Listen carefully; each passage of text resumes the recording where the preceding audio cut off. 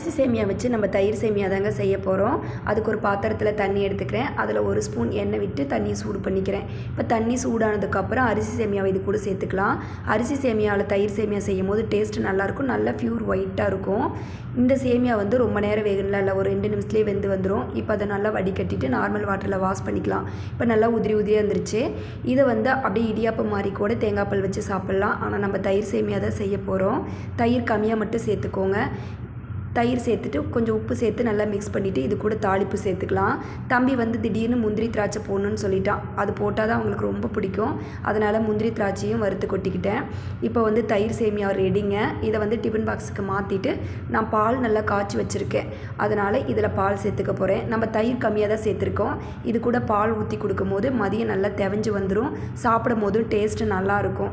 நான் தயிர் சேமியா இப்படி தாங்க செய்வேன். நீங்களும் இந்த மாதிரி ட்ரை பண்ணி பாருங்கள், ரொம்பவே நல்லாயிருக்கும்.